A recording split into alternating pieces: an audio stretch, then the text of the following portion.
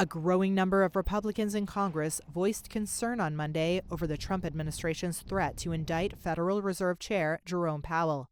Senator Thom Tillis was the first to announce plans to resist the Justice Department's criminal investigation into Powell. Columbia Law School professor Catherine Judge explains. Senator Thom Tillis, a Republican who is on the banking committee, has expressed significant concerns about this development and has vowed not to move forward with the nomination hearings for Powell's successor as chair until this matter is resolved. So part of what we're seeing here is this might actually trigger backlash that really undermines President Trump's ability to pursue his agenda as he had hoped. The DOJ's investigation concerns allegations that Powell misled Congress in testimony related to a renovation of the Fed's headquarters complex in Washington. Do you expect any more additional cost overruns?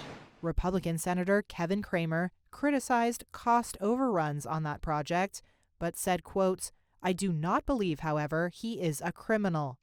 He also said he hoped the investigation would end quickly, adding, quote, "We need to restore confidence in the Fed." Nobody thinks that Chair Powell willfully misled Congress, as would be required for the criminal indictment to really come through and come to fruition. The real concern here is that you're using levers that are meant to be used solely for purposes of true criminal activity and instead being used for political ends.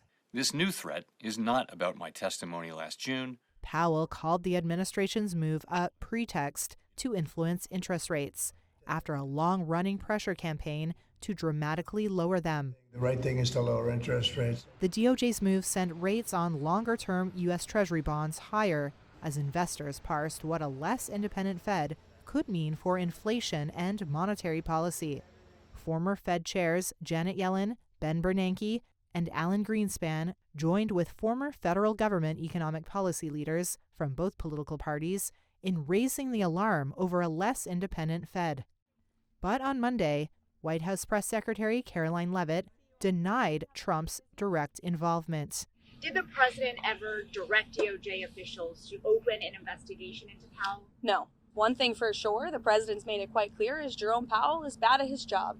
As for whether or not Jerome Powell is a criminal, that's an answer the Department of Justice is going to have to find out. A Justice Department spokesperson declined to comment on the case, but added, the Attorney General has instructed her U.S. attorneys to prioritize investigating any abuse of taxpayer dollars.